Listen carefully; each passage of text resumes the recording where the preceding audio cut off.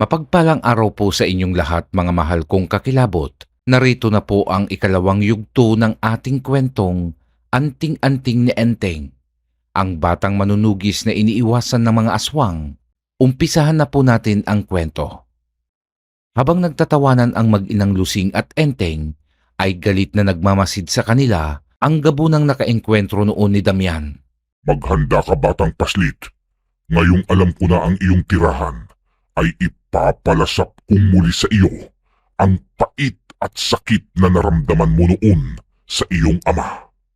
Sa ngayon ay magpakasaya kayo at sa darating na mga araw ay hindi nyo na yan magagawa. Bulong ng gabunan at naglaho na ito sa kadiliman. Kinabukasan sa baryo Sang Quintin ay muling umugong ang kabayanihan ni Enteng.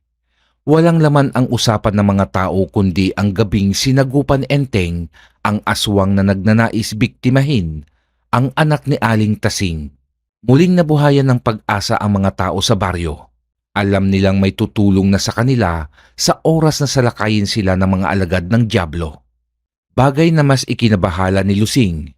Alam niya kasing maaaring maapektuhan ang simpleng buhay ng anak at ang kaligtasan nito.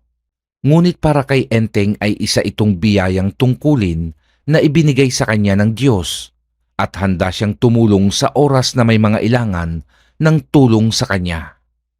Isang araw habang nangangahoy ang mag-ina sa bukana ng kagubatan. Enteng anak, malapit nang mag-umpisa ang pasukan. Kailangan na nating mag-ipon ng pambili mo ng mga gamit sa eskwela. Oo nga po, inay. Di bali po, may naipon naman po akong pera para sa mga gamit ko. Puno na po ang alkansya ko. Ay nako, huwag mong bubuksan yun ha. Ako na ang bahala sa mga gamit mo. Yung ipon mo ay para sa iyo yon. Hayaan mo't gagawa tayo ng isang alkansyang pupunuin mo ulit. Baka naman po mahirapan na kayong mag-budget, nay. Hayaan nyo na. At ako na ang bahala. Ay hindi, obligasyon ko yan anak. Ang ipon mo ay sa iyo. Hanggat malakas ako ay gagampanan ko ang pagiging magulang ko sa iyo. Hindi ako tulad ng ibang magulang na pinababayaan lang ang mga anak. At kung minsan ay inuutusan pang maghanap buhay ang mga anak para sa kanilang bisyo. Tulad na lang ni Apeng, yung isang kabaryo nating lasinggero, hindi na pinag-aral yung anak at ipinasok na kasambahay sa isang mayamang pamilya sa bayan. At yung sweldo ng anak ay siya ang kumukuha at inuubos lamang sa alak. Ang bait talaga ng nanay ko, kaya labs na labs kayo ni Itay eh. Abay syempre naman. Halika nga rito at tulungan mo akong hilahin ang malaking sanga na ito anak. Kanina ko pa ito hinihila, kaso hindi ko kaya. Nandyan na po inay. Papunta na si Enteng sa pwesto ng ina nang biglang nanlaki ang kanyang mga mata at napasigaw ito. Inay, huwag kang gagalaw! Bakit? May malaking banakon sa likod mo at nakahanda ng tumuklaw. Sigaw ni Enteng habang mabilis na nitong hinugot ang kanyang itak at mabilis iyong ibinato sa banakong nakahanda ng tuklawin ang binti ni Lusing. Sapul ang banakon. Bumaon sa ulo nito ang itak ni Enteng. Nanghina naman si Lusing dahil sa sobrang nerbiyos at napasalampak ito sa lupa. Diyos ko, mabuti na lamang at nakita mo agad ang ahas na yan anak. Kundi patay na ako ngayon. Wag po kasi kayong basta susuot sa damuhan o basta na lang hihila ng kahoy inay. Tignan nyo munang mabuti ang paligid. Alam nyo namang maraming ahas dito sa gubat.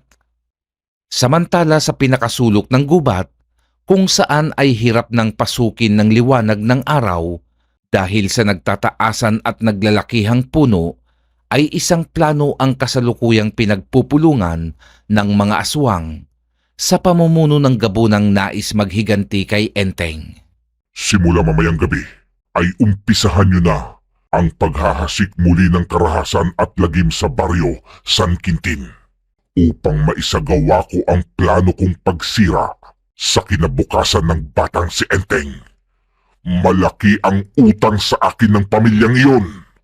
Ngunit pinuno, alam nyo namang kung gaano kalakas ang taglay niyang anting-anting. Natitiyak kung hindi namin siya kakayanin at siguradong mamamatay lamang kami. Wala kayong ibang pagpipilian kundi sundin ang kagustuhan ko.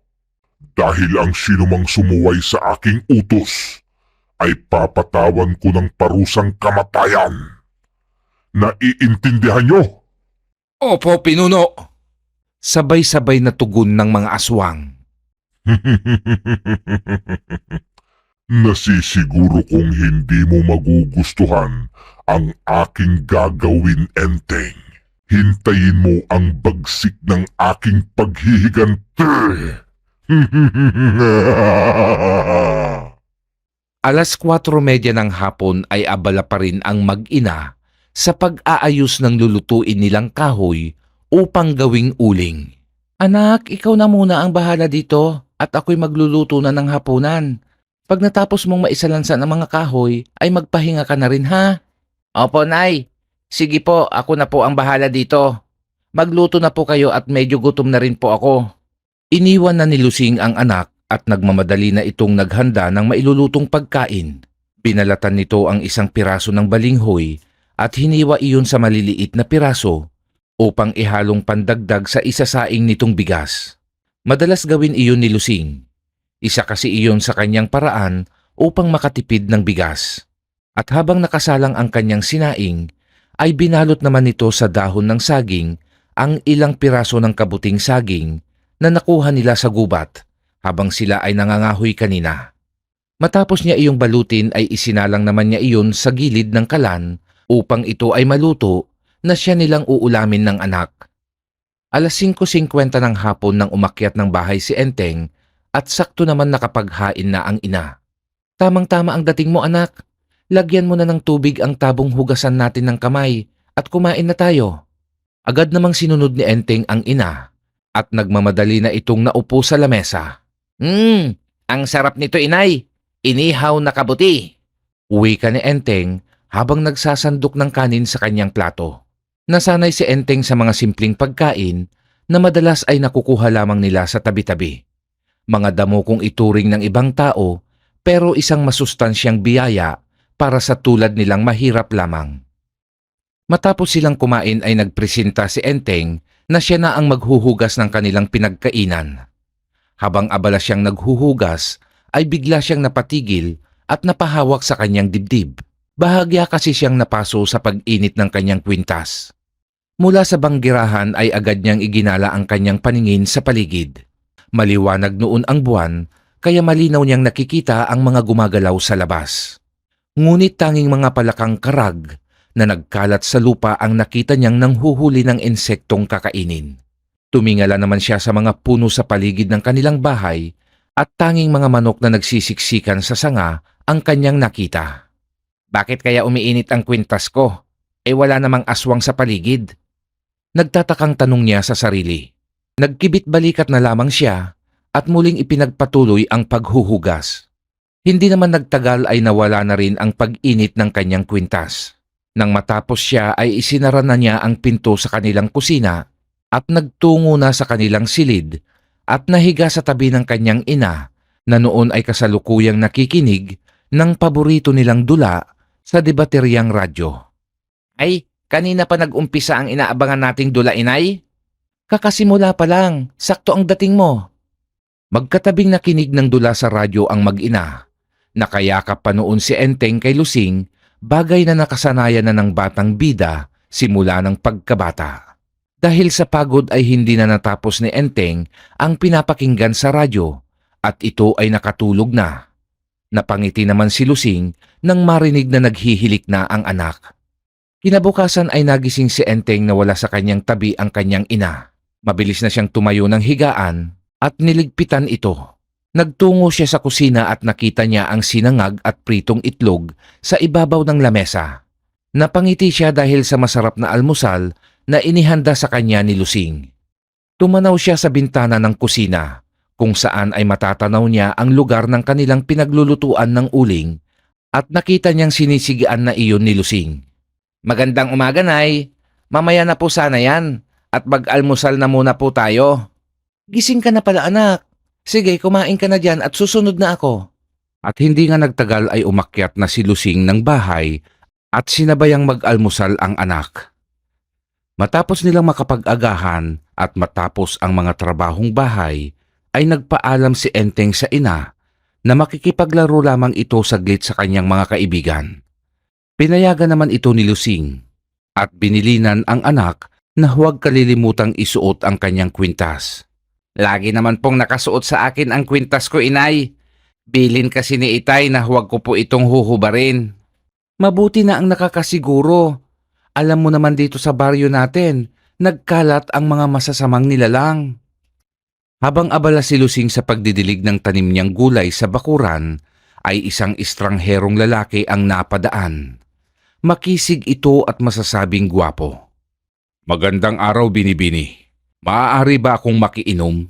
Uwi ka nito sa napakalamig na boses. Gulat namang napatingin si Lusing sa pinanggagalingan ng boses na iyon at nakita niya ang isang lalaking nakatayo sa harap ng trangkahan nilang gawa lamang sa kawayan. Nakangiti ang mapupula nitong labi at nakatitig ang mapungay nitong mga mata sa kanya. Inayos naman ni Lusing ang nakalugay niyang buhok at pinagpag ang suot niyang duster bago ito lumapit sa lalaki. Oo naman, tuloy ka. Nasa likod bahay ang aming poso. Tugon ni Lusing sa lalaki. Pasensya ka na, Binibini, kung naabala ko ang pagtatanim mo. Galing pa ako sa kabilang baryo at napakainit kasi ng panahon kaya inuhaw ako dahil sa layo ng aking nilakad. Siya nga pala, ako si Renato.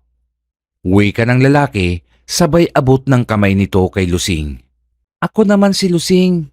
Tugon naman ng ginang na mahahalata ang kilig nito habang nakikipagkamay sa lalaki. Matapos makainom ng tubig, ay nagpaalam na rin ang lalaking nagpakilalang si Renato. Nang dumating ng bahay si Enteng, ay napansin nito ang kakaibang ngiti sa kanyang ina. Aba, mukhang masaya si inay. Bakit kaya? Pagbibirong wika ng bata. Hindi naman sinagot ni Lusing ang birong iyon ng anak at patuloy lamang ito sa pagluluto. Ang pagdalaw ni Renato sa ginang ay naging madalas at laging natataon na wala si Enteng sa bahay kung ito ay bumibisita kay Lusing. Madalas itong may dalang pagkain na pinagsasaluhan nilang dalawa habang masayang nagkwekwentuhan. Makalipas ang ilang araw, ay napansin ni Enteng ang pagbabago sa kanyang ina. Tila kasi umiiwas itong madikit sa kanya at madalas itong mairita sa tuwing yumayakap si Enteng. Samantalang dati naman ay sinusuklian pa nito ng mahigpit na yakap ang anak. Nagtataka man ay hindi na lang pinansin ni Enteng ang pagbabagong iyon ng ina, hanggang sa dumating ang araw na ayaw na nitong tumabi sa anak sa pagtulog. Bagay na lalong ipinagtaka ng batang bida. Kasabay ng kakaibang ikinikilos ni Lusing ay ang magkakasunod na pag-atake ng mga alagad ng dilim sa baryo San Quintin. Kaya naman ang mga tao ay panay ang lapit ng tulong kay Enteng. Tuwing gabi ay umaalis ng bahay si Enteng upang sagupain ang mga nilalang na nambibiktima sa kanyang mga kanayon. Isang gabi, habang nakikipaglaban si Enteng sa isang halimaw na bumiktima sa isang magsasaka, ay isa pang aswang ang sumasalisi upang biktimahin ang mga buntis at bata sa San Quintin. Dahil sa hindi kayang pagsabayin ni Enteng na labanan ang magkahiwalay na pambibiktima ng mga aswang, ay gabi-gabi pa ring may nasasawi sa baryo. Kadalasan ay ang mga bata at buntis ang hindi nakakaligtas sa bangis ng aswang. Natatagpuan na lamang na wakwak na ang tiyan ng mga bata. Ganon din ang mga buntis na nawawalan ng sanggol sa sinapupunan. Upang magampanan ng maayos ni Enteng ang maayos na pagtulong, ay nakipag-ugnayan na rin ang pamunuan ng barangay na magsasagawa sila ng ronda tuwing sumasapit ang gabi. Samantala sa sulok ng kagubatan kung saan naglulungga ang mga kampon ng dilim, Tagumpay ang aking plano, mga kasama. Mag-uumpisa ng mambiktima si Lusing. Hihintayin ko na lang ang magiging paghaharap nilang mag-ina at nasisiguro kong tila isang karayom ang babaon sa dibdib ng batang paslit na iyon sa mararamdaman niyang sakit. umalingaw-ngaw ang malalakas at nakakatakot na halakhakan ng mga aswang. Indikasyon na ang plano ng kanilang pinuno ay isang tagumpay sa kanilang panig. Isang araw ay muling bumisita si Renato kay Lusing at tulad ng dati ay wala na naman si Enteng sa bahay at may dala rin itong pagkain para kay Lusing. Ngunit laking gulat ni Renato dahil sa hindi magandang pagsalubong sa kanya ng ginang. Hayop ka, Renato! Sino ka ba talaga? Bakit mula nang makilala kita at kainin ang mga dala mong pagkain ay nagbago na ako? Bakit? Wala naman akong ginagawang masama sa iyo, Lusing. Huwag ka nang magsinungaling pa. Alam kong may ginagawa kang hindi maganda sa akin. Wala akong lahing aswang, Renato. Pero mula nang makilala kita, ay nagbago na ako. Mabuti pa'y umalis ka na. Ayaw na kitang makitang hayop ka. Tama ka, Lusing. Hindi nga ako normal na tao. Ako ang aswang na muntik nang mapatay ng asawa mo. At anak ko, ang aswang na kanyang pinatay.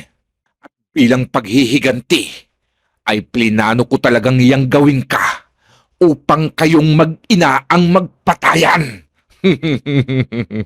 At ngayong alam mo na ang katotohanan, ay bahala ka na sa buhay mo. Kung nais mong humaba ang iyong buhay, ay umanib ka sa amin at patayin mo ang iyong anak. Kung hindi naman, ay bahala na ang iyong anak kung ano ang gagawin niya sa iyo sa oras na malaman niyang isa ka ng ganap na aswang. Lumayas kang salot ka! Sinira mo ang tahimik kong buhay! Nagtiwala ako sa iyo, pero isa pala iyong malaking pagkakamali. At kahit kailan, hindi ako aanib sa inyong kasamaan. Kaya, at ano ba ang ginagawa mo? Tuwing gabi, Lusing? Kung ikaw ay nauuhaw sa dugo at laman ng kapwa mo tao, nasa iyo ang desisyon, Lusing. Paalam, bago kong kauri. Naiwang umiiyak si Lusing. Hindi niya alam kung ano ba ang kanyang gagawin. Takot siyang ipaalam ito sa kanyang anak at ayaw rin niyang siya ang babawi sa buhay ng pinakamamahal niyang anak. Sinikap ni Lusing na maging normal sa harap ni Enteng. Ngunit hindi niya kayang matagalan ang nakakapasong enerhiyang nagmumula sa anting-anting ng anak. Habang si Enteng naman ay madalas magtaka sa pag-init ng kanyang kwintas tuwing siya ay nasa bahay. Ngunit ni minsan ay hindi niya inisip na isa na palang aswang ang pinakamamahal niyang ina. Ang tangi na lamang ginagawa ni Enteng upang hindi mairita sa pag-init ng kanyang kwintas ay hinuhubad niya ito pag siya ay nasa bahay at isinusuot na lamang niya iyon kung siya ay aalis o makikipaglaban. Pero ang hindi nawawalang pagliliwanag at pag-init ng kwintas ay isang malaking palaisipan sa bata. Isang hating gabi, mahimbing nang natutulog si Enteng nang siya ay gambalahin ng malakas na pagtawag ng mga nagdagsaang kalalakihang nagtatangan ng nagliliwanag na sulo at nagtatalimang mga itak at nagtutulisang sibat. Ang grupo ay pinamumunuan ni Kapitan Doro. Enteng! Lusing! Gumising kayo! Sigaw ni Kapitan Doro. Napabalingkwas naman ng bangon ang bata at agad na binuksan ang bintana ng kanyang silid at inaantok pa itong dumungaw. Napamulagat ito sa gulat nang makita ang grupo ni Kapitan. Bakit po, Kapitan? May hinahabol kaming aswang, iho. At dito sa lugar niyo gumawi ang aswang. Kaya nais ko lang na kayo ay paalalahanan. Sige na at kailangan pa naming tugisin ang aswang, Enteng. Sasama ho ako, Kapitan. Huwag na muna, Enteng. Huwag mong iwang mag-isa ang iyong ina. Tulad ng sinabi ko, dito sa lugar niyo gumawi ang aswang. At baka nasa paligid lamang iyon. Kaya mas makabubuti kung bantayan mo ang iyong ina. Sige na, iho. At kailangan na naming magmadali. Tara na, mga kasama. Nang makaalis si na Kapitan ay sinilip ni Enteng ang silid ng ina. Nakita niya itong nakahiga at nakatalukbong ng kumot. Nais niya sana itong gisingin, ngunit nag-alangan ang batang si Enteng dahil baka mapagalitan siya ni Lusing. Kaya nagtungo siya sa kusina upang uminom ng tubig. Nang mapansin niya sa sahig nilang kawayan ang bahid ng putik. Naalarma ang bata at agad na tumakbo sa kanyang silid at kinuha nito ang kanyang kwintas sa ilalim ng kanyang higaan at isinuot ito. Dama niya ang mainit na enerhiyang nagmumula sa kanyang kwintas, kaya agad niyang hinugot mula sa kaluban ang matalas niyang itak at maingat na lumabas ng silid. Tumingala si Enteng sa kisame ng kanilang bahay, ngunit wala naman siyang nakitang kakaiba. Kaya nagpasya siyang lumabas ng bahay upang magmanman sa paligid. Nang bigla siyang mapahinto dahil sa nararamdamang pagkalma ng kwintas. Nawala ang mainit na enerhiyang inilalabas ng kwintas. Sa pag-aakalang baka nasa loob ang nilalang, ay muli siyang pumasok ng bahay at muli na namang uminit ang kanyang kwintas. Naghanap si Enteng sa ilalim ng papag, banggirahan at mga upuan, ngunit wala naman siyang makitang aswang na nakapasok sa loob ng kanilang tahanan. Napasalampak na lamang si Enteng sa upuang kawayan at labis na pagtataka at pagkalito ang kanyang nararamdaman ng mga sandaling iyon. Bakit kaya umiinit ang kwintas ko sa tuwing nasa loob ako ng bahay? Ano bang nangyayari? Bulong niya sa sarili habang iginagala ang paningin sa bubungan. Nais na lamang sanang magbantay ni Enteng upang maprotektahan ang ina. Ngunit dahil sa murang edad, ay hindi rin niya kinaya ang antok at hindi niya namalayang nakatulog na pala siya. Kinabukasan ng magising si Enteng ay nakahanda na ang masarap niyang almusal sa lamesa. Agad naman niyang hinanap ang ina at nakita niya itong nagluluto na ng uling. Habang pinagmamasdan ni Enteng si Lusing, ay pansin niya ang kakaibang liksi at lakas ng ginang. Para itong isang lalaki kung magtrabaho sa mabibigat na bagay. Napakunot siya ng noo pero napailing din naman agad at pilit na iniiwasang isipin ang namumuong hindi magandang pagdududa sa ina. Hindi na siya umimik at tahimik na nag-almusal habang hindi mapigilan ang paglalaro ng kanyang isipan. Nagpatuloy ang normal na pagdaan ng araw, ang pakikipaglaro ni Enteng sa mga kaibigan, ang mga gabing katulong siya ng mga tanod sa pagroronda at pagpaslang sa mga aswang na sumasalakay sa kanilang baryo. Ngunit dumating ang isang gabing hindi inaasahan ni Enteng. Ang gabing dudurog sa kanyang puso. Ang tagpong tila magpapatigil sa pag-ikot ng kanyang mundo. 11:00 ng gabi. Habang kasama ng mga tanod si Enteng na nagroronda ay may namataan silang nilalang sa ibabaw ng bubungan ng isang bahay. Maitim iyon at buhaghag ang mahaba nitong buhok. Kasalukuyan noong abala ang nilalang sa paghalukay ng bubungan na gawa lamang sa pawid, kung kaya't hindi napansin ng aswang ang kanilang paglapit.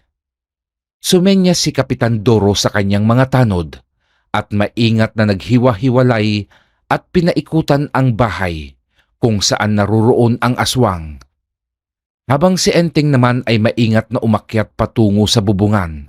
Nang makasampa na siya, ay sa kanya tinawag ang pansin ng aswang. Hoy aswang! Ako ang harapin mo at hindi ang buntis na walang kamalay-malay at walang kalaban-laban sa'yo! Gulat at agad namang napaningon sa kanya ang nilalang. Ngunit imbis na lumaban ang aswang, ay nagtangka itong tumalon pababa upang takasan si Enteng. Ngunit nang makita nito ang mga tanod sa ibaba, ay hindi rin ito tumuloy at hinarap ang bata. Takasin niyo ako. Ayoko pang mamatay. Hindi ko ginusto ang maging isang aswang. Maawa ka. Palayain mo ko. At ipinapangako ko ang aking pagbabago. Ang tulad mo ay hindi na binibigyan ng pagkakataon. Ang tulad mo ay hindi na kayang magbago pa. Marami na kayong pinatay na tao at dapat lamang na pagbayaran mo ang iyong kasamaan. Hindi mo ako naiintindihan. Meron akong anak na umaasa sa akin. Kaya parang awa mo na. Palayain mo ko. Hindi maaari. Wala nang puwang ang awa para sa tulad mong masama. Kaya ihanda mo ang iyong sarili. Para sa iyong kamatayan. Sinugod ni Enteng ang aswang. Magkakasunod na atake ang kanyang ginawa na naiiwasan naman ng aswang. Ngunit dahil sa anting-anting ni Enteng, ay mas naging maliksi pa rin ang bata kaya may mga atake siyang hindi kayang maiwasan ng nilalang. Isang malalim na sugat sa hita, braso at sikmura ang natamo nito sa ilang beses na pag-atake ni Enteng. Ngunit isang bagay ang napansin ng batang manunugis. Bakit hindi ka lumalaban? Bakit puro lamang pag-iwas ang iyong ginagawa? Lumaban ka! Hindi makasagot ang aswang. Nakatitig lamang ang mapupula nitong mga mata kay Enteng at kapansin-pansin din ang nangingilid nitong luha sa mata. Huwag mo akong daanin sa pagpapaawa dahil wala nang natitirang awa sa puso ko sa tulad mong aswang. Simula nang patayin niyo ang aking ama ay isinumpa ko na sa sarili ko na hindi ko kayo mapapatawad. Muling umatake si Enteng at bago pa siya makalapit sa nanghihina ng nilalang, ay tumalon ang aswang pababa sa lupa. Ginamit nito ang natitira niyang lakas at nagawa pa nitong mapaslang ang dalawang tanod na nakaabang sa baba at malaya itong nakatakas. Mula naman sa madilim na bahagi ay nakamasid naman ang gabunan. Nakangiti ito at masayang-masaya sa napanood na kaganapan. Hindi pa lubos na dumadating ang pinakahihintay kong tagpo. Ay labis na ang aking kasiyahan. Pag-uwi mo, batang paslit, ay nasisiguro ko sa iyong mararamdaman mo na ang pait ng aking paghihiganti. Sinubukan naman ng iba pang tanod kasama si Enteng na habulin ang nakatakas na aswang, ngunit hindi na nila ito inabutan. Nagpasya na silang huminto sa pagtugis sa aswang dahil alam nilang hindi na rin iyon magtatagal pa dahil sa natamo nitong mga sugat na likha ni Enteng. Nang makauwi si Enteng ay napansin nito ang nakabukas nilang pintuan, kaya agad na siyang tumakbo at bago pa siya makapasok ng bahay ay nakita niya ang mga tulo ng dugo sa sahig at patungo ang mga iyon sa silid ng ina. Nagmamadali na siyang tinungo ang silid ni Lusing habang panay ang kanyang pagtawag. Inay! Inay! Sa pagpasok niya ng silid, ay inabutan niya ang isang maitim na nilalang sa sulok ng silid. Nakatalikod ito at mahahalatang hinahabol nito ang paghinga. Walang iya ka! Anong ginawa mo sa nanay ko? Pagbabayaran mo ito! Pasugod na si Enteng nang biglang humarap sa kanya ang nilalang. Sa nagbabago nitong anyo, ay natigilan si Enteng nang makilala ang inaakala niyang kalaban. Inay, kayo po ang... Anak, patawarin mo ko. Hindi ko ginusto ang maging isang aswang. Hinawaan lamang ako ng aswang na pumatay sa iyong ama. Ito ang paraan ng kanyang paghihiganti. Inay! Inay ka! Nabitawan ni Enteng ang kanyang itak at mabilis nitong nilapitan ang naghihingalong ina. Niyakap niya ito ng mahigpit habang panay ang pagtulo ng kanyang luha. Inay, bakit hindi niyo sinabi sa akin ang katotohanan? Baka may nagawa po akong paraan upang maalis ang pagkaaswang niyo. Patawarin mo ako, anak. Natakot akong baka masuklam ka sa akin. Ito ang tatandaan mo, anak. Mahal na mahal kita. Patawad po, inay. Hindi ko po sinasadyang kayo ay saktan. Kung alam ko lang na kayo ang aswang ay pinatakas ko kayo. Tama lang ang ginawa mo, anak. Hindi ako nagsisisi. Dahil kung magpapatuloy ako sa pagiging aswang, ay marami pa ang mapapahamak. Ang ikinalulungkot ko lang ay hindi na kita maaalagaan. Kaya ipinapakiusap ko sa iyo na huwag mong pababayaan ang iyong sarili. Huwag kang magbabago at ipagpatuloy mo ang pagtulong sa mga nangangailangan. Enteng, hindi ko na kaya. Magpapaalam na ako, anak. Yakapin mo ako para maramdaman ko ang huling yakap mo bago ako malagutan ng hininga. Niyakap ng mahigpit ni Enteng ang ina. Nagawa pang mahaplos ni Lusing ang ulo ng anak at hindi nagtagal ay binawian na ito ng buhay. Inay ko! Umalingaw-ngaw ang malakas na sigaw ni Enteng, dahilan upang ang mga kapitbahay nila ay magtakbuhan patungo sa kanilang bahay. Inabutan ng mga tao si Enteng na yakap-yakap ang duguan at wala ng buhay na ina. Labis na awa ang nararamdaman nila sa bata. Ang pangyayaring iyon ay malaki ang naidulot na pagbabago kay Enteng. naging tahimik at mapag-isa siya. At mas naging puspusan ang ginagawa niyang pagtugis sa mga aswang. Gabi-gabi ay isa o dalawa ang kanyang napapaslang na aswang sa baryo ng San Quintin. Bagay na ikinagalit naman lalo ng pinunong gabunan. Pinuno, mukhang isang maling estratehiya ang ginawa nyo. Lalong naging mabangis ang bata at lalo tayong inuubos. Wika ng isang aswang. Singbilis naman ng kidlat na nilapitan ng gabunan ang kanyang tauhan at sinakal ito. Huwag mong sasabihin sa akin na mali ako. Sadyang mahihina lamang kayo kaya inuubos kayo ng isang paslit lamang. Wika naman ng gabunan, sabay hagis nito sa sinakal na tauhan. Hindi naging madali para kay Enteng na hanapin ang gabunang bumiktima sa kanyang ama't ina. Kahit anong pilit niyang pagpapaamin sa mga aswang na kanyang nakakasagupa, ay tikom ang mga bibig ng aswang, kung kaya't bigo si Enteng na matagpuan ang kuta ng mga ito. Pansin ni Kapitan Doro ang pagpupursigi ni Enteng na makaharap ang pinuno ng mga aswang na gabunan. Bagay namang ipinag-aalala ng Kapitan Del Barrio. Enteng iho, huwag mong masyadong pangibabawin ang puot. Alam mo bang ang labis na galit na hindi kayang kontrolin ay sa kapahamakan ka lamang dadalhin? Ipanatag mo ang iyong sarili at mag-isip tayo ng magandang paraan. Nandito kaming kabaryo mo na handang tumulong. Wika ni Kapitan Doro nang minsan itong bumisita sa bahay ng bata upang maghatid ng tulong na pagkain para kay Enteng. Pero po, Kapitan Doro, napakahirap pong tanggapin ang ginawa nilang pagpatay sa aking mga magulang. Sana po ay masaya ko pa silang kasama ngayon kung hindi sila pinatay ng mga aswang. Ngayon po, eto ako, nag-iisa. Hindi ko po alam kung paano ako magsisimula sa buhay ko ngayon. Ay, nauunawaan ko at nararamdaman ang iyong pinagdadaanan, iho. Pero ang maipapayo ko sa iyo ay magpakahinahon. Gaya ng sinabi ko sa iyo kanina, ang sobrang galit pag hindi mo kinontrol ay dadalhin ka sa kapahamakan. Nais mo bang sa bahay ka na muna tumira, iho, para may mag-asikaso sa iyo? Dito na lamang po ako. Ayaw kong iwan ang mga alaala ng aking mga magulang. Marami pong salamat, Kapitan, sa inyong pagmamalasakit sa akin. Napakabuti niyo pong tao. Kung yan ang iyong nais ay igagalang ko. Pero kung magbago ang iyong isip, ay bukas ang aming tahanan para sa iyo. Hindi na umimik si Enteng.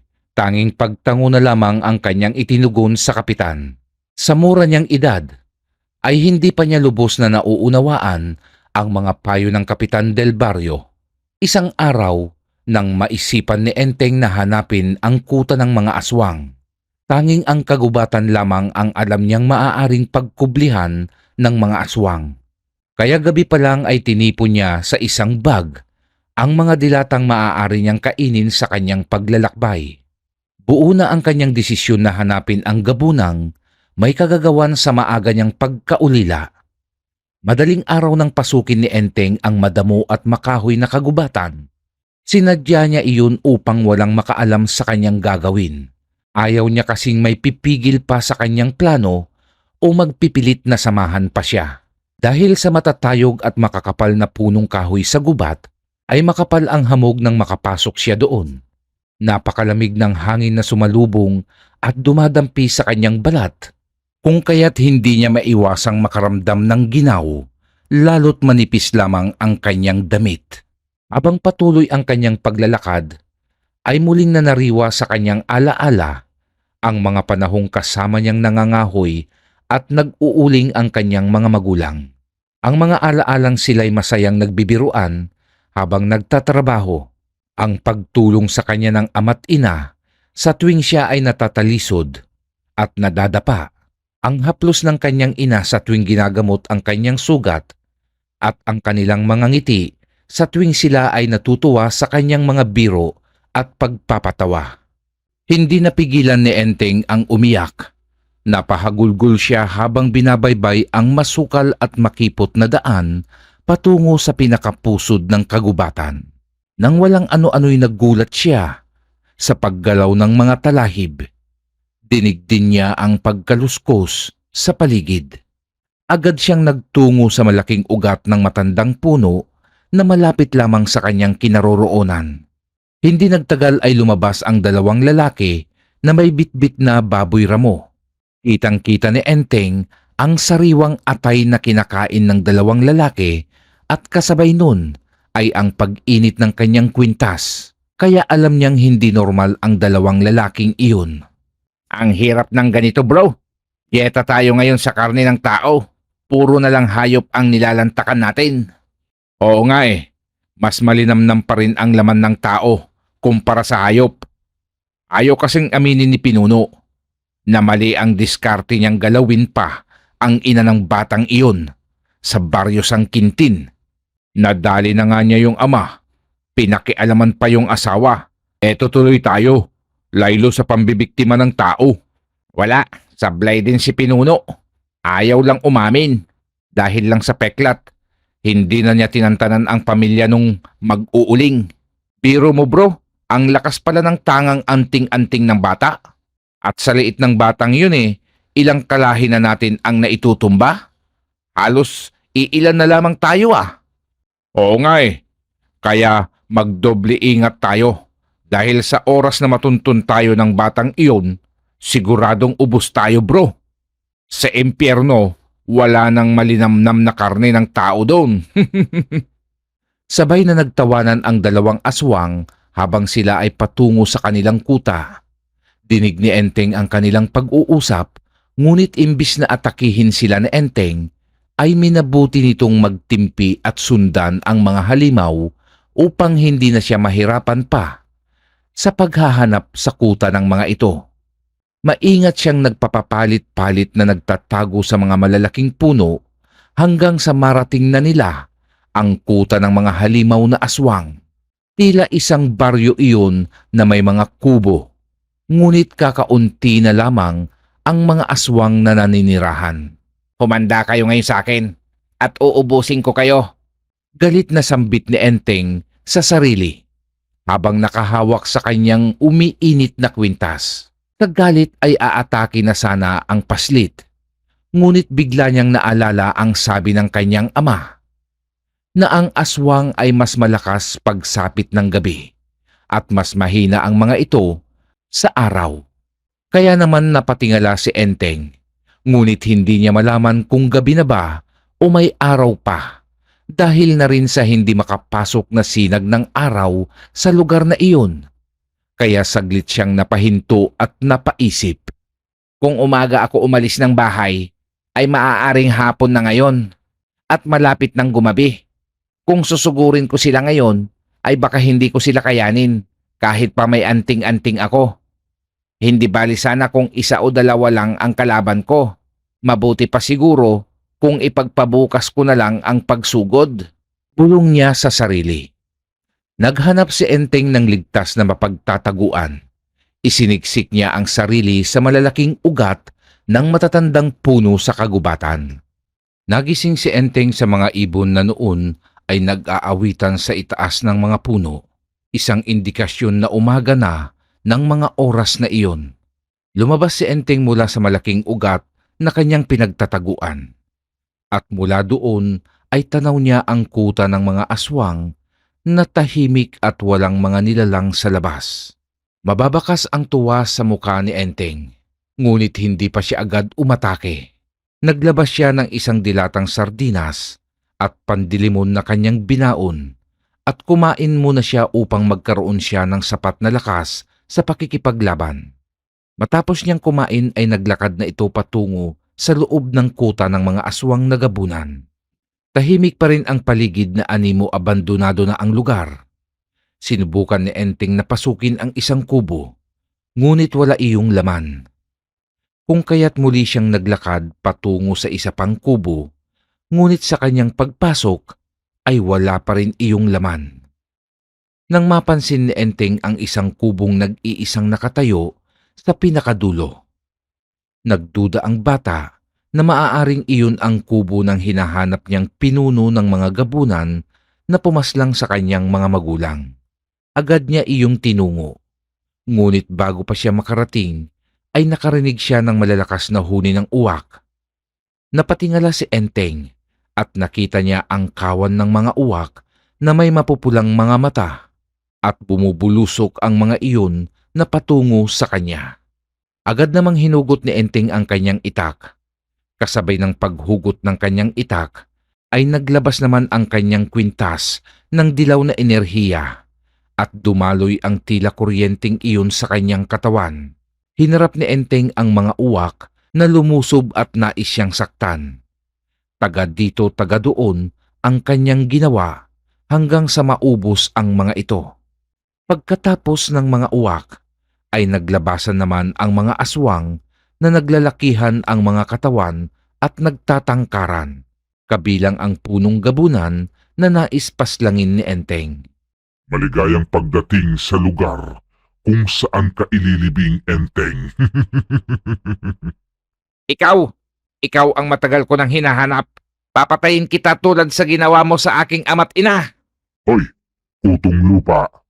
Sa akala mo ba ay masisindak mo ko?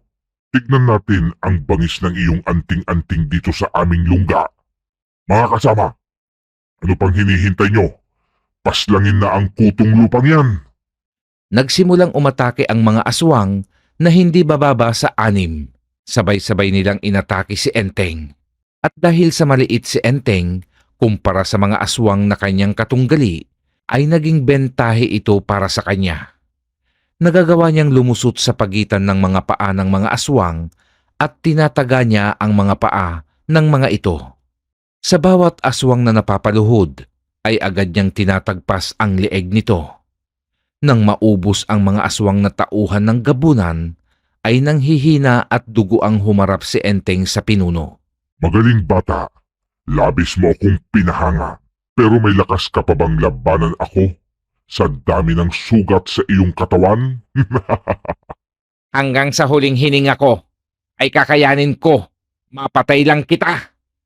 Kailangan mong pagbayaran ang pagpatay sa aking mga magulang. Aba, talagang matapang ka. Ano pa palang hinihintay natin? Umpisahan na natin ang laban. Sigaw ng gabunan at dinaluhong na nito ang bata. Sinalubong naman ni Enteng ang aswang, ngunit nang sila ay magpang-abot, ay nagawa nitong patalisikin si Enteng sa pamamagitan ng malakas nitong suntok.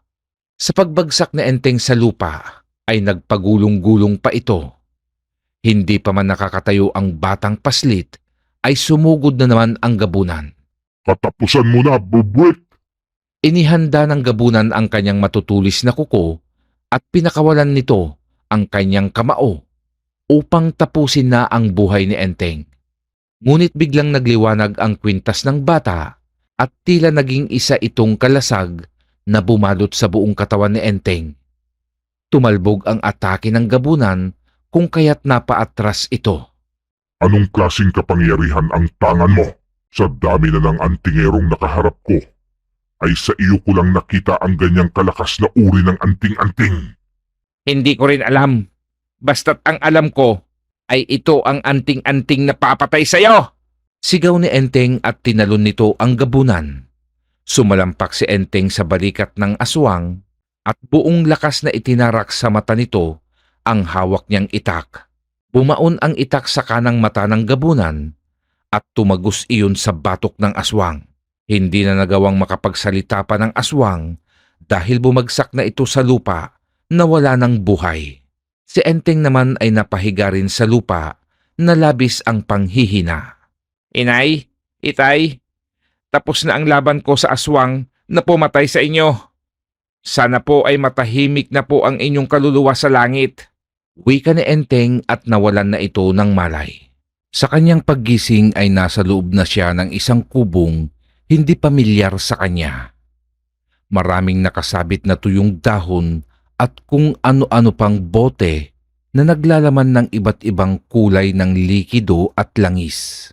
Napatayo si Enteng at dumungaw sa maliit na bintana sa tapat ng kanyang hinihigaan. At mula sa labas ay nakita niya ang isang matandang lalaki na may mahaba at maputing buhok. Sino kaya ang matandang ito? At ano ang magiging papel nito sa buhay ni Enteng? Wakas. Marami pong salamat sa inyong pakikinig mga mahal kong kakilabot. Dumako naman po tayo sa ating shoutout. Shoutout po sa lahat ng ating Kakilabot TV subscribers at silent listeners na walang sawang sumusuporta sa ating channel. Shoutout din po kina Kakilabot Maria Clara from Kuwait, Bioli Liharso from Cavite, Carmelita Pruna from Dubai, Delia Joksing from Iloilo City, Emmanuel Escobel from Laguna, Val Dayot from Kalinog, Iloilo, Elsa Gonzalez from China, Raymond Mantalaba, and Elena Palomo, and Sian Mantalaba from Santa Rosa, Laguna, Corazon Clemente, Milagrosa Luke from Hong Kong, Tita Sareno, Asili Gumban, Rosie de Mesa, Edelberto Balanlay and Balanlay family from Talolora, Palapag, Northern Samar, Pab Flores from San Vicente, Santa Maria, Bulacan, Rex del Rosario from Croatia, Ramon R., Mike Abaner, Arman Katapang, Novi Dagale, Jan-Mark Mata, Hazel Concepcion, Papa Hens Vlog, Gracious Castillo, Serminio Daitol, Alfredo Di Mapilit, Angel Velez, Fernando Medina, Kaloy Esgana, Virgie Gatab, Emmanuel Magdayaw, Arnold Danaw, Edsily Malay 9175, Alvin Carlitos, Gideon Mapusaw, Romeo de la Merced, Jason Canoy, Rose Borse, Ralph Fernandez, Marisa Pinca, Edwin De Villes, Joselito Flores, Joel De Guzman, April Rose Mosquida, Felix Cardines, Ernie Encanto, Nenita Condes from Iloilo City, Nilo Romero, Jason Ray Malto, Ricky Regasa, Christian Alcantara, Renato Espinosa, Susana Llobrera, Ellen Bautista, Master Akashi, Menak Rolyo, Crimsmel TV, Catalino Evangelista, Albert C., Lorna Villegas, and Alex.